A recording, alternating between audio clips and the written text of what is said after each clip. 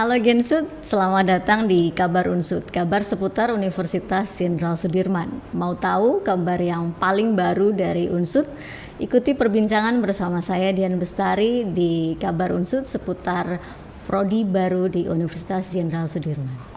Teman-teman Gensud, sudah hadir bersama saya Mas Dandun Mahesa, STMT, Korprodi Teknik Mesin, Fakultas Teknik Universitas Jenderal Sudirman. Apa kabar? Alhamdulillah sehat. Ini kok kita item-item nggak janjian ya? Kompak ya? Kompak ya, berarti ada chemistry. Mas Dandun, tahun 2024 ini Fakultas Teknik membuka prodi baru Teknik Mesin Ya, betul. untuk penerimaan tahun 2024. Boleh cerita apa yang membuat Fakultas Teknik itu membuka prodi Teknik Mesin? Ya baik. Jadi ada beberapa hal yang melatar belakangi berdirinya Teknik Mesin itu sendiri. Yang pertama itu adalah kebutuhan industri. Jadi mungkin kita sama-sama tahu ya, di kawasan Barimas Cakep ini terjadi pertumbuhan yang signifikan mungkin dalam 10 tahun terakhir ini kayak gitu. Jadi sehingga dengan berkembangnya sektor industri tadi, secara tidak langsung juga kebutuhan akan lulusan teknik mesin juga meningkat gitu. Kemudian di sisi lain dari Fakultas Teknik sendiri sih sudah punya beberapa jurusan teknik ya, prodi teknik. Nah, untuk mewujudkan integrasi interdisipliner ilmu sehingga perlu dilengkapi dengan adanya teknik mesin. Jadi hadirnya teknik mesin ini di sini melengkapi dari yang sudah ada kayak gitu. Karena kita tahu sendiri bahwa suatu sistem itu kan berhubungan ya dengan beberapa bidang keilmuan. Jadi di sini melengkapi di situ. Jadi selain aspek pasar tadi ya. Gitu. Jadi kita sudah punya beberapa prodi sebelumnya di teknik mesin ya. Ada informatika, ada elektro, kemudian sipil, geodesi gitu ya. Geologi maksud saya. Oke, kalau di prodi teknik mesin ini sebetulnya yang dipelajari itu apa, Mas? Bedanya kemudian dengan prodi lain, karena tadi disampaikan kan saling melengkapi gitu ya. Bedanya apa tuh yang dipelajari? Nah ini yang sangat penting ya teman-teman untuk diketahui, karena biasanya stereotipnya masyarakat itu kalau teknik mesin itu otomotif kayak gitu ya. Itu stereotip pertama. Kalau sudah otomotif nanti ada stereotip kedua, cowok semua isinya kayak gitu. Betul. Ya, jadi sebetulnya teknik mesin sama dengan teknik-teknik lain ya, yang bisa multi gender kalau saya bilang kayak gitu ya. Karena di sini ilmu yang dipelajarin otomotif bagian dari teknik mesin, tapi di sisi lain ada ilmu-ilmu lain seperti misalnya konversi energi, kemudian ilmu material, lalu manufaktur, dan desain setelah konstruksi dari mesin itu sendiri. Menarik. Jadi ada mekatronika juga, kemudian itu masuk dalam rumpun mesin, lalu dirgantara ya atau penerbangan. Dirgantara juga masuk tuh. Betul. Cuma mungkin beberapa sudah berdiri jadi prodi sendiri gitu ya dari rumpun itu sendiri.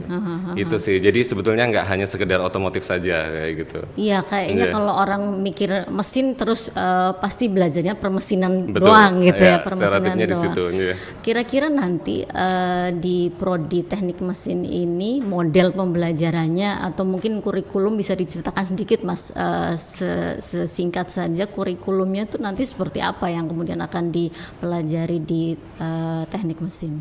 Baik ya, ini menarik ya. Jadi kemarin kami dalam melakukan penyusunan kurikulum tentunya menyesuaikan dengan aturan yang ada, kemudian kita benchmarking dengan beberapa universitas yang sudah punya akreditasi baik ya, akreditasi unggul dan internasional gitu. Jadi salah satu yang diadopsi pasti ada MBKM-nya, kemudian ada proses magang, lalu capstone design tentang perancangan dari awal sampai akhir kayak gitu. Kemudian mengikuti dengan isu-isu terkini, misalnya kayak di SGDS gitu ya, terkait dengan energi bersih, kemudian material sustainable dan sebagainya kayak gitu. Menarik ya sebetulnya.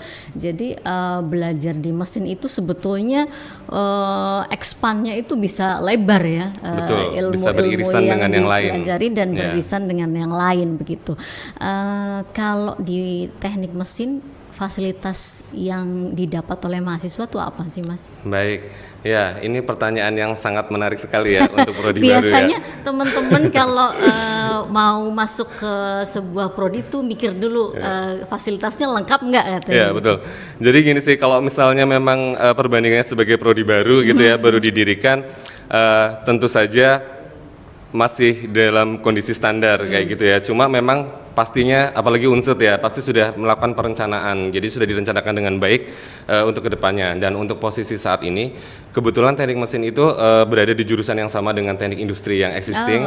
Jadi di sini kita sudah ada laboratorium manufaktur, kemudian laboratorium komputer, dan di sisi lain karena seperti yang tadi saya bilang kita beririsan juga dengan bidang ilmu lain, jadi kita bisa menggunakan dengan fasilitas yang Fakultas Teknik punya seperti laboratorium mekatronika, kemudian ilmu bahan dan laboratorium energi juga sudah ada di sana. Oke, jadi sebetulnya kan karena ini sudah ada di Fakultas Teknik yang sudah established cukup lama, artinya fasilitas laboratorium kemudian peralatan sudah tersedia begitu ya Mas, karena sudah digunakan bersama dengan prodi-prodi lain gitu ya. Jadi tidak perlu diragukan, dan bahkan untuk Fakultas Teknik sendiri pun sudah menjalin kerjasama seperti dengan UPT Logam dan sebagainya gitu. Jadi laboratorium eksternal kayak gitu. Jadi nggak perlu dikhawatirkan, bisa berjalan menarik dengan nih baik. Kalau soal kerjasama untuk prodi baru begitu ya di fakultas di prodi teknik mesin, kerjasama itu pentingnya buat apa Mas? Baik, ya pentingnya untuk apa? Jadi contoh misalnya apalagi kita dengan MBKM ya, tentunya mungkin nanti untuk tempat magang teman-teman atau misalnya kita ada misalnya mata kuliah capstone design, itu kan sangat beririsan kuat apa dengan tuh industri. Mata kuliah capstone design? Capstone design itu kayak semacam kalau sekarang mungkin ini ya base project ya. Ya, jadi nanti membuat project tapi itu berkelanjutan di dalam 2 semester. Project ya. Ya, betul. Jadi nanti ada project based learning.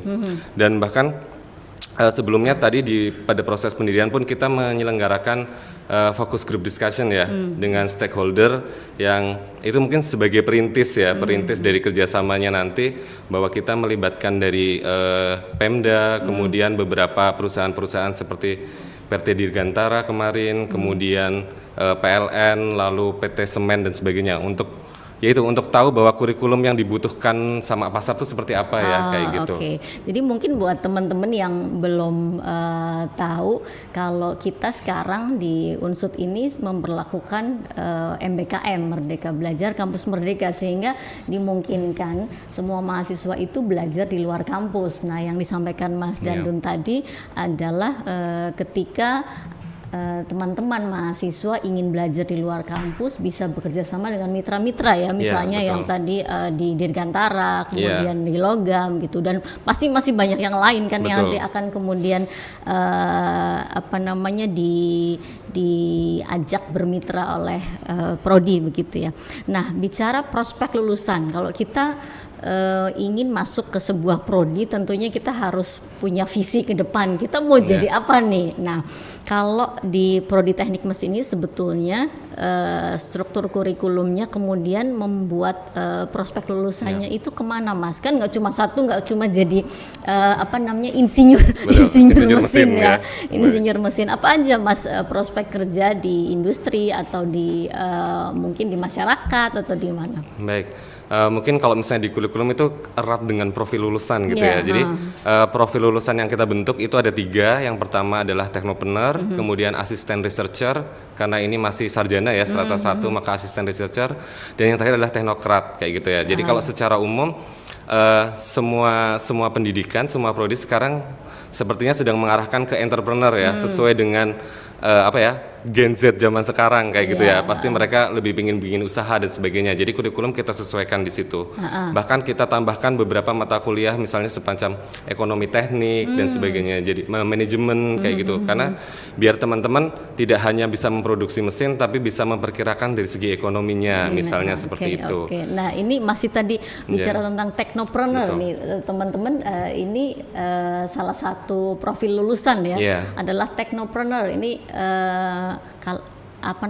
kalimatnya aja udah menarik ya, teknopreneur. Sebetulnya yang disebut teknopreneur itu apa? Mungkin lebih luas bisa dideskripsikan. Baik ya, jadi entrepreneur di bidang teknik ya tentunya. Entrepreneur di bidang teknik. Ya, jadi harapan kami ya ketika lulusan kami membuka usaha ya tetap di bidang teknik. Jadi misalnya jasa konsultan, kemudian atau dia memproduksi sendiri alat-alat industri dan sebagainya. Dan itu kan sebetulnya kalau membuat alatnya secara nature pendidikannya dapat ya, nature teknik mesinnya. Gitu. Cuma bagaimana proses sellingnya, kemudian analisa BEP dan investasinya. Jadi makanya diberi suplemen tambahan bidang-bidang di luar teknik mesin itu sendiri. Jadi gitu. Sebetulnya dimungkinkan setelah lulus itu bisa langsung terjun ke dunia wirausaha. Betul, gitu ya. membuka lapangan kerja jadinya.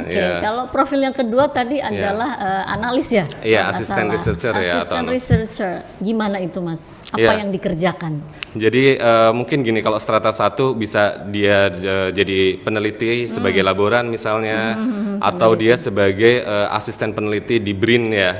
Atau mungkin di dalam perusahaan-perusahaan sebetulnya ada divisi-divisi penelitian ya, riset dan development ya, R&D. Jadi dia menganalisa suatu produk, upgrading produk, atau pembuatan material baru dan sebagainya. Tapi sebetulnya yang paling banyak dibutuhkan oleh industri, misalnya kita bicara industri, sebetulnya kalau dari lulusan teknik mesin itu apa Mas? Baik, ya jadi kemarin tuh sempat kita melakukan semacam mini analisa pasar gitu ya. Jadi kita kan sekarang cukup banyak nih medsos tentang pencari kerja ya. Jadi kebutuhan teknik mesin itu masih sangat luas dan banyak kayak gitu ya. Jadi salah satunya mungkin itu tadi di bidang R&D terkait riset material baru, kemudian atau maintenance perawatan mesin, kemudian proses operator mesin dan sebagainya kayak gitu sih. Jadi hampir semua industri pasti butuh teknik mesin. Betul, apalagi di era industri semuanya membutuhkan teknik mesin ya. Artinya prospek lulusan untuk prodi teknik mesin ini sebetulnya luas sekali ya, karena makin banyak industri, makin berkembang tentunya SDM makin dibutuhkan gitu ya. Nah, kemudian selanjutnya nih Mas, tadi kan cerita ada benchmarking, karena kita tahu di banyak perguruan tinggi lain prodi ini juga sudah dibuka. Betul. Boleh nggak di-share ke kita apa sih bedanya belajar di teknik mesin Unsud dengan di perguruan tinggi lain? Pasti ada bedanya dong. Iya, betul. Ini sebetulnya kemarin yang agak susah juga buat kita ya mencari kecirian ya teknik mesin Unsud tuh mau apa kayak gitu ya, karena cenderung paling muda dan kebetulan existing lain yang PTN itu sudah cukup tua gitu ya, bahkan mungkin sangat tua. Jadi kemarin kita pakai focus group discussion dengan beberapa stakeholder, akhirnya kita menemukan sebuah benang merah yang akan kita angkat gitu, yaitu green technology atau teknologi ramah lingkungan. Jadi itu sangat kekinian ya, dan akhirnya kita kerucutkan lagi, jadi kita punya 3 keistimewaan, yaitu smart manufacturing, kemudian sustainable material sustainable, dan appropriate energy. Bahkan kita membuat mata kuliah baru yang belum ada di teknik mesin lain, yaitu appropriate energy dan sustainable material. Boleh dijelaskan tuh apa? Baik, jadi isu lingkungan ya, kembali ke isu lingkungan. Isu lingkungan itu lagi center sekali ya di Indonesia, trending ya, bahkan dunia gitu. Nah, kita ingin mencoba adanya sustainable material. Jadi ada riset penelitian tentang material baru, kemudian di mana dia siklusnya terus berjalan tanpa menurunkan nilai dari material itu sendiri. Kemudian ada proses pengolahan limbah, pengolahan sampah dan sebagainya menjadi sebuah material baru yang biasanya kan material kalau sudah di recycle dia akan turun ya kualitasnya. Nah, ini gimana caranya kita bisa menciptakan suatu material yang tidak turun ketika dia diolah kayak gitu. Oke. Ini menarik banget teman-teman Gensud. Sepertinya prodi teknik mesin ini punya apa namanya kecirian yang luar biasa ketika kita bicara tentang green teknologi secara luas. Teknik mesin sudah bisa mengambil fokus yang berbeda gitu ya. Jadi nanti bisa belajar tentang hal-hal yang baru yang mungkin tidak didapatkan di prodi teknik mesin di tempat lain gitu ya. Siap bersaing dengan yang lain kayak gitu ya. Ini menarik sekali teman-teman Gensud. Barangkali nanti kalau teman-teman ingin tahu lebih lanjut bisa melihat di websitenya Unsud atau di SPMB Unsud. Terakhir Mas, karena ini kan masih baru ya, baru dibuka tahun ini. Ada rencana ke depan apa yang ingin dikembangkan oleh prodi teknik mesin? Baik, jadi mungkin perencanaan dari pengembangan ya, yang pertama pasti kurikulum ya. Kita akan fokus untuk berkala ya, melakukan perubahan dengan penyesuaian dengan lingkungan yang ada ya. Misalnya apa yang sedang happening, kemudian perkembangan teknologi terkininya itu apa, itu yang pertama. Yang kedua, tentunya fasilitas tadi ya, terus melakukan upgrading fasilitas dengan memperbarui teknologi dan sebagainya. Lalu yang tidak kalah pentingnya adalah menjalin kerjasama tentunya dengan industri-industri terkait, baik di bidang energi, material maupun manufaktur. Oke. Jadi sebetulnya banyak hal yang bisa kita dapatkan di Prodi Teknik Mesin ya, meskipun ini baru dibuka untuk tahun 2024 ini, tapi rencana kerja dan fasilitas yang sudah akan didapatkan oleh mahasiswa itu sudah luar biasa. Apalagi ada fokus-fokus pembelajaran yang berbeda di Prodi Teknik Mesin Universitas Jenderal Sudirman. Terima kasih Mas Dandun, sukses untuk prodi barunya. Teman-teman Gensud, demikian perbincangan kami dengan Mas Dandun. Ikuti update informasi seputar seleksi penerimaan mahasiswa baru Universitas Jenderal Sudirman di website kami di spmb.unsud.acid atau update setiap harinya melalui media sosial kami. Terima kasih, ikuti selanjutnya kabar tentang prodi terbaru Unsud bersama saya Dian Bestari.